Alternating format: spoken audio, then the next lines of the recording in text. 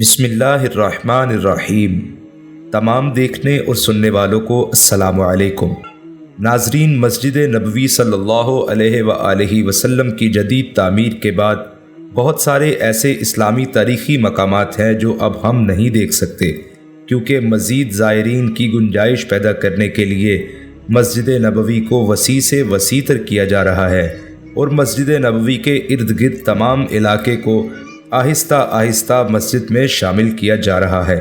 آج کی ویڈیو میں آپ کو ایک ایسے تاریخی مقام کا بتائیں گے جو مسجد نبوی صلی اللہ علیہ وآلہ وسلم سے ملحق تھا اور اس کا مسجد نبوی کے ساتھ اور سلطان نور الدین زنگی کی زندگی کے ساتھ گہرا تعلق ہے۔ وہ متبرک مقام سقیفہ رساس کہلاتا ہے۔ یقیناً بہت سے لوگ پہلی بار اس جگہ کا نام سن رہے ہوں گے۔ سقیفہ رساس کے بارے میں جاننے کے لیے آج کی ویڈیو کو پورا دیکھیے، لیکن اس سے پہلے آپ سے گزارش ہے کہ ہمارے چینل کرما والی رات کو سبسکرائب کر کے بیل آئیکن کو پریس کر دیں تاکہ ہماری ہر ویڈیو آپ کو ملتی رہے۔ نئی مسجد نبوی کی تعمیر کے بعد یہ باب السلام ہے جو آپ کو تصویر میں نظر آ رہا ہے۔ مسجد نبوی کے صحن میں جس جگہ کو سرخ تیر سے ظاہر کیا گیا ہے، جدید تعمیر سے پہلے باب السلام کے باہر تقریباً اس مقام پر سقیفہ رساس ہوا کرتا تھا، جس کی زیارت سے مومنوں کے دل جھوم جاتے تھے، مگر اب یہ مقام جدید تعمیر کی وجہ سے منہدم کر دیا گیا ہے۔ لیکن کچھ پرانی تصاویر میں اس کو اب بھی دیکھا جا سکتا ہے، جیسے کہ ویڈیو سکرین پر چلنے والی بلیک اینڈ وائٹ تصویر میں آپ اس مقام سقیفہ رساس کو دیکھ سکتے ہیں، اور ساتھ ہی ساتھ باب السلام کی پرانی تصویر کو بھی دیکھ سکتے ہیں جو آج سے نصف صدی قبل تقریباً ایسا نظر آتا تھا۔ ناظرین، سقیفہ رساس کیا ہے یہ جاننے کے لیے پہلے آپ کو اس سے جڑے اس روح پرور واقعے کو سننا ہوگا جو آپ کے قلوب کو گرما دے گا، اور اس کے بعد سقیفہ رساس کا راز آپ کی روحانی لطافت کو مزید دوبالا کر دے گا۔ درج ذیل واقعہ شاید آپ پہلے بھی سن چکے ہوں گے، لیکن اس واقعے سے جڑا سقیفہ رساس کا راز یقیناً بہت سے لوگوں کے لیے نیا ہوگا۔ ناظرین، یہودیوں نے 558 یا 57 ہجری میں ایک گھناؤنی سازش کی تھی۔ ان گستاخوں کی یہ آرزو تھی کہ وہ معاذ اللہ روضہ اقدس صلی اللہ علیہ وآلہ وسلم تک پہنچ جائیں اور رسول مکرم حضرت محمد صلی اللہ علیہ وآلہ وسلم اور ان کے دونوں جنت کے ساتھیوں کے اجسام مبارک کی معاذ اللہ بے حرمتی کریں۔ اس وقت شام کے بادشاہ نور الدین زنگی تھے۔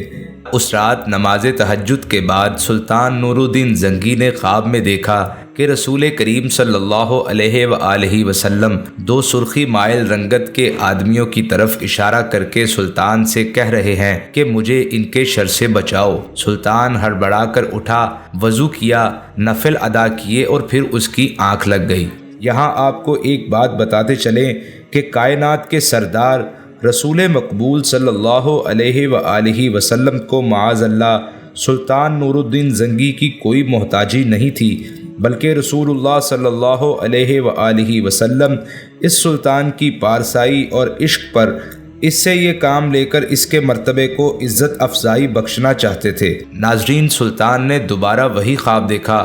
وہ اٹھا، اس نے وضو کیا، نفل پڑھے اور پھر دوبارہ سو گیا۔ تیسری بار وہی خواب دیکھا۔ اب کی بار اس کی نیند اڑ گئی۔ اس نے رات کو ہی اپنے مشیر جمال الدین موصلی کو بلا کر پورا واقعہ سنایا۔ مشیر نے کہا، سلطان، یہ خواب 3 بار دیکھنے کے بعد آپ یہاں کیوں بیٹھے ہیں؟ اس کا اب کسی سے ذکر نہ کیجیے گا اور فوراً مدینے روانہ ہو جائیں۔ اگلے روز سلطان نے اپنے 20 مخصوص افراد کو اپنے ساتھ لیا اور بہت سے تحفے تحائف کے ساتھ مدینہ منورہ کے لیے کوچ کر لیا، اور تقریباً 16ویں روز شام کے وقت مدینہ منورہ پہنچ گیا۔ سلطان نے سب سے پہلے روضہ رسول صلی اللہ علیہ وآلہ وسلم پر حاضری دی اور مسجد نبوی میں بیٹھ گیا۔ اعلان کیا کہ اہل مدینہ مسجد نبوی میں پہنچ جائیں، جہاں سلطان ان میں تحائف تقسیم کریں گے۔ لوگ آتے گئے اور سلطان ہر آنے والے کو باری باری تحفہ دیتا رہا۔ اس دوران وہ ہر شخص کو غور سے دیکھتا رہا، لیکن وہ 2 چہرے اسے نظر نہ آئے جو اسے ایک رات میں 3 بار خواب میں بار بار دکھائے گئے تھے۔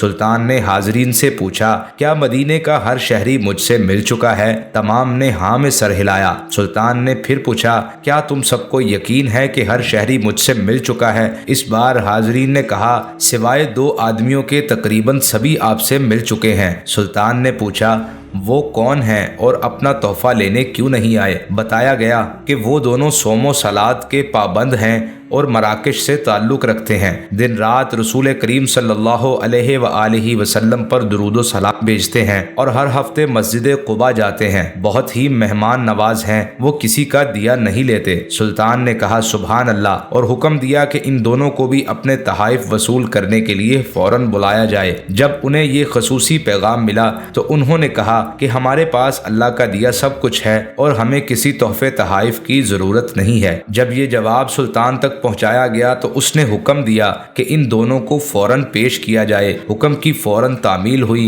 एक ही झलक उनकी शनाख्त के लिए काफ़ी थी। ताहम सुल्तान ने अपना गुस्सा काबू में रखा और पूछा, तुम कौन हो, यहाँ क्यों आए हो? उन्होंने कहा कि हम मराकश के रहने वाले हैं, हज के लिए आए थे और अब रोज़ा रसूल सल्लल्लाहु अलैहि वसल्लम के साये में ज़िंदगी गुजारना चाहते हैं। सुल्तान ने सख्ती से कहा, क्या तुमने झूठ बोलने की कसम खा रखी है? अब वो चुप रहे। सुल्तान ने हाजरीन से पूछा कि ये कहाँ रहते हैं? बताया गया कि रोज़ा नबवी सल्लल्लाहु अलैहि वसल्लम के बिल्कुल नज़दीक एक मकान में रहते हैं। सुल्तान फौरन उठा और उन्हें साथ लेकर इस मकान में दाखिल हो गया। सुल्तान मकान में घूमता फिरता रहा। अचानक नए और कीमती सामान से भरे हुए इस मकान में इसकी नज़र फर्श पर पड़ी हुई एक चटाई पर पड़ी। नज़र पड़नी थी कि दोनों मराकशी बाशिंदों की हवाइयाँ उड़ गई। सुल्तान ने चटाई उठाई। इसके नीचे एक ताज़ा खुदी हुई सरुंग थी। सुल्तान ने गरज कर कहा, क्या अब भी सच नहीं बोलोगे? उनके पास उस वक्त सच के सिवा कोई चारा न था। उन्होंने एतराफ़ किया कि वो यहूदी हैं और उनके हुक्मरान ने उन्हें बहुत सारा मालो ज़र और साजो सामान देकर हाजियों के रूप में मराकश से इस मंसूबे पर हिजाज भेजा था कि वो किसी न किसी तरह रसूल करीम सल्लल्लाहु अलैहि वसल्लम का जसद अक़दस रोज़ा मुबारक सल्लल्लाहु अलैहि वसल्लम से निकाल कर ले आए। इस नापाक मंसूबे की तकमील के लिए उन्होंने हज का बहाना किया और इसके बाद रोज़ा रसूल से नज़दीक तरीन जो मकान किराए पर मिल सकता था वो लेकर अपना मज़मूम काम शुरू कर दिया। हर रात वो सरुंग खोदते जिसका रुख रोज़ा रसूल सल्लल्लाहु अलैहि वसल्लम की तरफ था और हर सुबह खुदी हुई मट्टी चमड़े के थैलों में भरकर जन्नतुल बकी ले जाते और उसे कब्रों पर बखेर देते। उन्होंने बताया कि उनकी नापाक मुहिम बिल्कुल आखिरी मराहल में थी कि एक रात मूसलाधार बारिश के साथ ऐसी गरज चमक हुई जैसे ज़लज़ला आ गया हो और अब जबकि इनका काम पाया तकमील को पहुंचने वाला था तो सुल्तान न जाने कैसे मदीने पहुंच गए। सुल्तान उनकी गुफ्तगू सुनते जाते और रोते जाते थे और साथ ही फरमाते जाते थे कि मेरा नसीब के पूरी दुनिया में से इस खिदमत के लिए मुझ गुलाम को चुना गया। सुल्तान नूरुद्दीन जंगी ने हुक्म दिया कि इन दोनों को कत्ल कर दिया जाए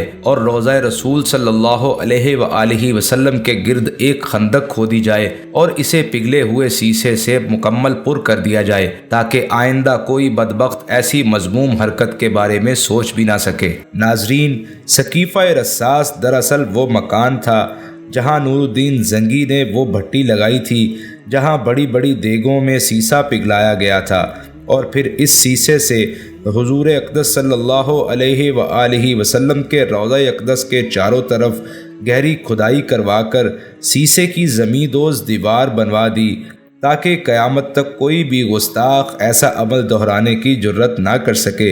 अरबी में सकीफ़ा कमरे या हाल को कहते हैं और रस्सास शीशे यानी लेट को कहते हैं, इसलिए इस मकाम का नाम सकीफ़ा रस्सास कहलाता था।